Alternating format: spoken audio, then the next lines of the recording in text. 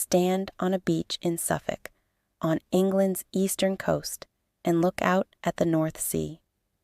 The waves roll in gently, the same as they have for thousands of years.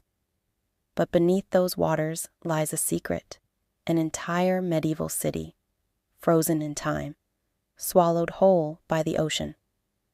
This isn't legend. This isn't myth. This is Dunwich, once one of the greatest ports in medieval England, now Britain's lost Atlantis. At its height in the 12th century, Dunwich rivaled London.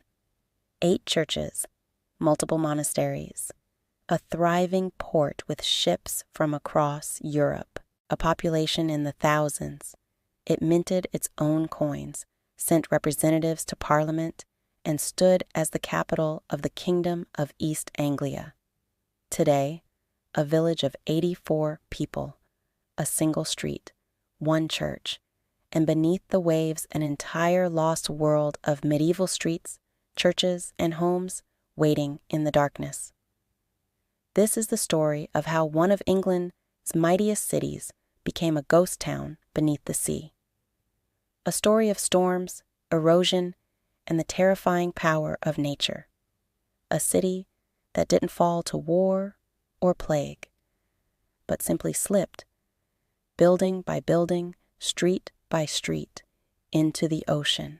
Welcome to Dunwich, Britain's Atlantis, the city that drowned. The city that was to understand what was lost, you need to see Dunwich at its peak. Picture England in the year 1100. William the Conqueror has recently seized the throne. The Domesday Book, that great medieval census, records Dunwich as one of the 10 largest towns in England. Only London, York, Norwich, and a handful of others surpass it. But Dunwich wasn't just large, it was powerful.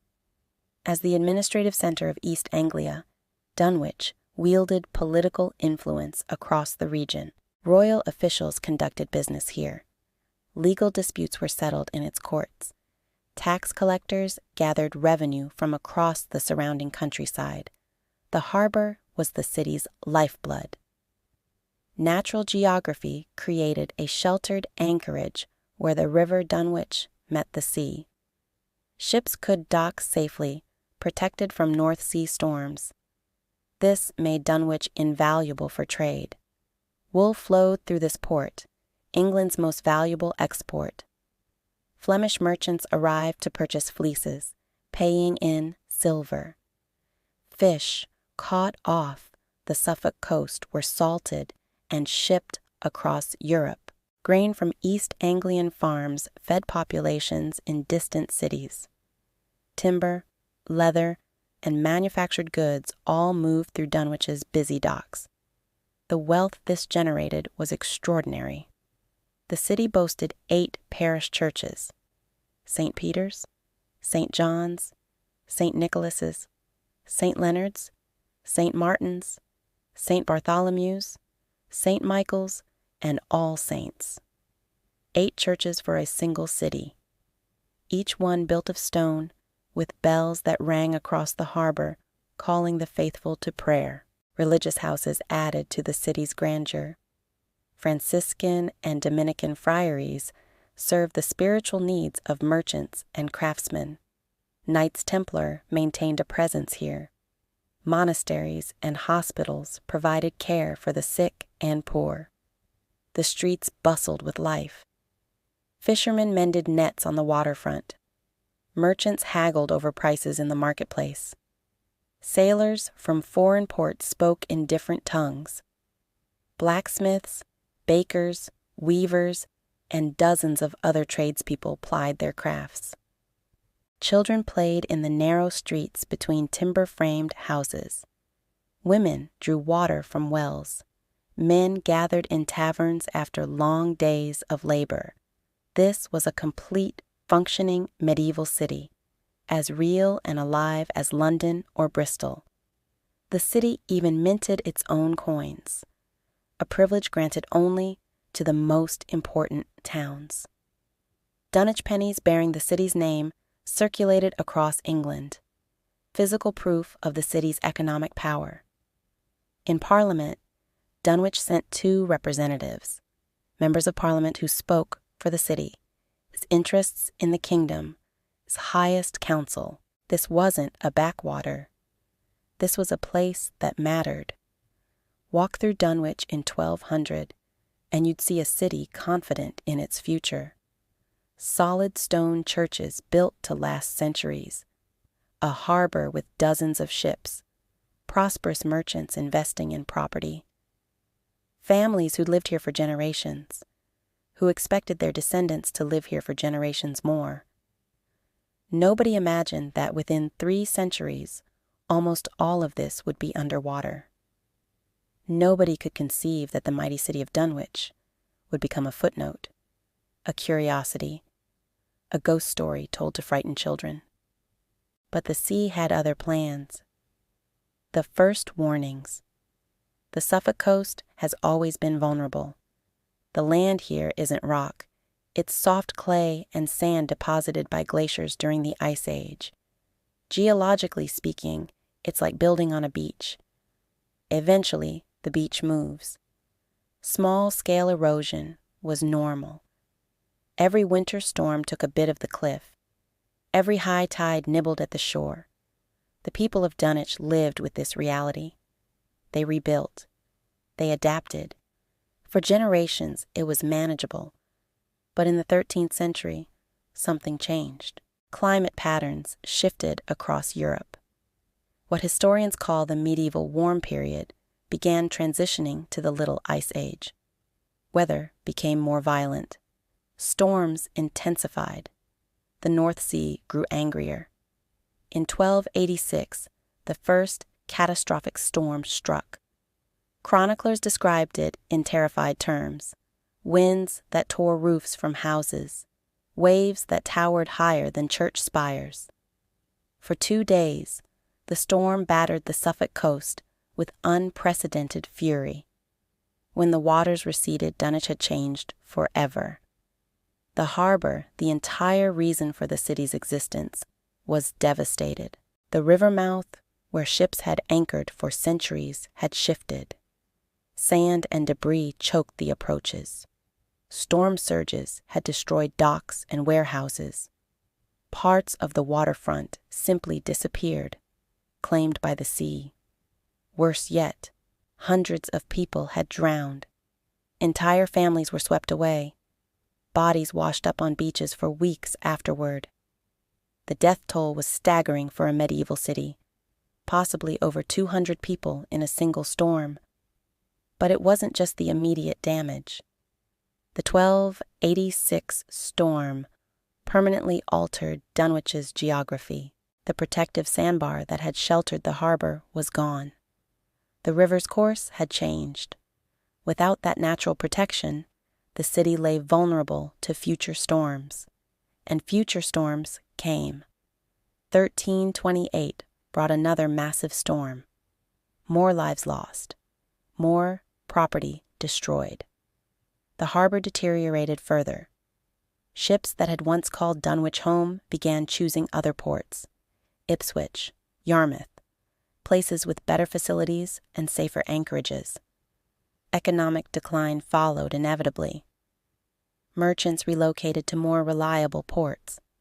Trade diminished. Tax revenues fell. The city that had been wealthy enough to build 8 churches could barely maintain 3. Church records from this period tell a grim story. One by one, parish churches were abandoned as their congregations dwindled. Buildings that had stood for centuries were left to decay. Some were demolished, their stones salvaged for other uses. Others simply fell into disrepair. St. Leonard's Church fell to the sea in 1331. One moment it stood on the cliff. The next, the cliff collapsed, and the church tumbled into the waves. Witnesses reported hearing the bells ringing as the building plunged into the water, a sound that haunted local folklore for centuries. St. John's followed in 1347, then St. Peter's. Each loss marked another step in the city's decline. By the end of the 14th century, Dunwich had shrunk dramatically. The population that once numbered in the thousands had fallen to hundreds. Entire streets stood empty. Houses were abandoned as families fled to safer locations inland. But the sea wasn't finished. Not even close. The 15th and 16th centuries brought continued erosion. Every winter, more of the cliff fell away. Every storm surge took more buildings. The process was relentless, unstoppable. By 1587, only 2 churches remained, All Saints and St. James. The others had all fallen into the sea or been abandoned. The harbor was completely useless, silted up and inaccessible to any ship larger than a fishing boat. Dunwich's importance had evaporated. It was no longer a trading hub, no longer politically relevant. The city that had sent members of Parliament now struggled to maintain basic services. Yet people remained. Fishermen made their living from the sea that was destroying their town. Farmers cultivated the remaining land. A stubborn population refused to abandon the place their ancestors had called home. They watched, year by year, as more of their city slipped beneath the waves. The final churches. By the early 19th century, Dunwich existed in a strange state, a city that was mostly memory. All Saints' Church stood as the last remnant of medieval grandeur. Built in the 13th century, it had somehow survived while 8 others fell. It stood on the cliff edge, defiant against the elements. Visitors came to see this curiosity, a church on a crumbling cliff, a monument to a lost city. Artists painted it. Writers described it. Tourists marveled at the precariousness of its position. Local residents knew what everyone else could see. It was only a matter of time. The church records from this period make for heartbreaking reading. Vicars noted the progressive deterioration. First, cracks appeared in the churchyard wall. Then graves near the cliff began sliding into the sea, an macabre reminder of the church's fate. Families exhumed ancestors' remains and reburied them further inland, trying to save them from a watery grave. By 1830, the writing was literally on the wall. Large cracks zigzagged through the church's stone structure. The cliff was visibly eroding, especially during winter storms. Everyone knew the end was near. Services continued despite the danger. The congregation, now tiny compared to the thousands who had once worshipped in Dunwich's 8 churches, refused to abandon their spiritual home. Sunday after Sunday, they gathered in a building that could collapse at any moment. In 1831, a particularly fierce storm struck. The cliff beneath the church began to fail. Parishioners scrambled to remove sacred objects, the altar, the font, church records, anything salvageable. They worked frantically, knowing each hour might be the last. The church bells were too heavy to remove in time. They would go down with the building. On November 6th, 1832, it happened. Witnesses on the beach heard a terrible grinding sound. The cliff was giving way. Slowly at first, then, with gathering speed, All Saints' Church slid toward the sea. The bells tolled as it fell, not rung by human hands, but by the motion of the collapse itself. The sound echoed across the water, a mournful farewell from the last great church of Dunwich. Then it was gone, tumbled onto the beach in a pile of medieval stone and timber. Waves washed over the rubble. Within days, the sea had claimed most of it, dragging stones into the depths to join the 8 churches that had gone before. The bell ringing during the collapse entered local legend immediately. For generations afterward, fishermen claimed they could hear church bells ringing beneath the waves during storms. Skeptics dismissed this as fantasy, but the legend persisted. In 1850, one of the church bells was recovered from the beach. It now resides in the surviving modern church, a poignant reminder of what was lost. Looking at that bell, corroded by seawater, it's impossible not to imagine that moment when it tolled its own funeral as the church fell into the sea. After all saints fell, only St. James remained, and it was in terrible condition. Built inland, it had avoided the cliff collapses, but it was ancient, deteriorating, and served a congregation that had dwindled to fewer than 50 people. The old church struggled on until 1904, when it was finally abandoned and a new church built further inland. That new church, still standing today, serves Dunwich's current population of 84 people, a single church for a place that once had 8. Walk through the current churchyard, and you'll find a memorial stone listing the lost churches of Dunwich. 8 names carved in stone: St. Peter's, St. John's, St. Nicholas's, St. Leonard's, St. Martin's, St. Bartholomew's, St. Michael's. All Saints' 8 churches, all gone, all beneath the sea. Reading those names is like reading a graveyard, not of people, but of buildings that witnessed centuries of human life, baptisms, weddings, funerals, prayers in Latin, then English, generations of Dunwich residents who never imagined their churches would become underwater ruins. The underwater city. So what remains beneath the waves? More than you might think.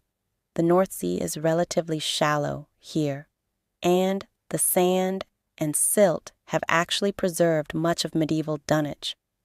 Modern sonar surveys have mapped the drowned city in remarkable detail. What they've revealed is extraordinary. An almost complete medieval street plan lying just yards offshore, preserved beneath the seabed. You can see where streets ran, where buildings stood, where the market square bustled with commerce. It's a ghost city, silent and dark, populated only by fish and crabs. Archaeological surveys using sub-bottom profilers, technology that can see beneath the seafloor, have located foundations of all 8 churches. They're still there, buried under sand, but structurally intact. Stone doesn't rot like wood. The churches of Dunwich endure just underwater. In 2008, a team of maritime archaeologists and filmmakers conducted the most comprehensive survey of underwater Dunwich ever attempted. Using multi-beam sonar, they created detailed 3-dimensional maps of the seafloor. The results were stunning. They found medieval buildings 24 feet deep, located over 300 meters from the current shoreline. The city extended far beyond where the beach is now. They mapped streets, plotted property boundaries, identified individual structures. One particularly poignant discovery was a large stone cross lying on the seabed. It had once stood in a churchyard, marking the sacred ground. Now it lies in the sand, colonized by seaweed, its inscriptions worn smooth by centuries of water movement. Divers who've explored the site describe an eerie experience. Swimming over medieval streets is profoundly strange. You can see where doorways were, where walls stood. Sometimes you find roof tiles or pieces of pottery. everyday objects from 700 years ago. The visibility is usually poor. This is the North Sea after all, not the Caribbean. But on rare days with calm seas and good light, divers report seeing remarkably well-preserved structures. Walls still stand in some places. Foundations are clear and distinct. One diver described finding a complete medieval kiln used for pottery or bread making. It sat on the seabed exactly as it had been left, as if the owner had just stepped away and would return any moment. But the most haunting discoveries are the personal items. A child's toy, a wedding ring, a comb. These small artifacts make the drowned city real in a way that maps and sonar cannot. Real people lived here. Real families. Real lives. The erosion continues even underwater. Storms disturb the seabed, shifting sand and exposing new ruins, or covering up ones that were visible. The underwater landscape of Dunwich is constantly changing, just as the above-water coast continues eroding. Every year, the Suffolk coast loses approximately 6 to 10 feet to erosion. It's been happening for 800 years and shows no sign of stopping. More of historic Dunwich remains to be claimed by the sea. In fact, geologists estimate that half of medieval Dunwich still sits beneath the current village, not yet fallen into the sea, but destined to eventually. As the coast continues eroding inland, more foundations will be exposed, tumble down the cliff, and join the underwater ruins. The drowned city fascinates not just historians, but also climate scientists.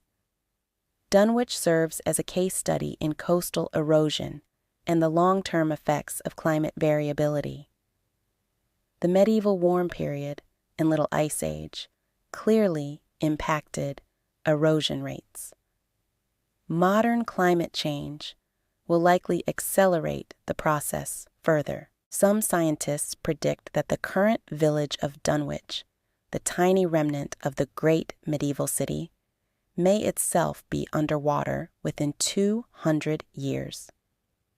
The erosion that has claimed 95% of the historical city hasn't finished its work. For now, though, the underwater city remains silent, dark, waiting. Sometimes, during very low spring tides, stones from medieval buildings are briefly visible on the beach, foundations exposed by the retreating water. These moments are fleeting. The tide returns, and the stones disappear beneath the waves again. But for those few hours, you can touch medieval Dunwich. You can place your hand on stones that medieval masons shaped. You can stand where medieval citizens walked. The connection across centuries becomes tangible. Then the sea reclaims it, as it has reclaimed everything else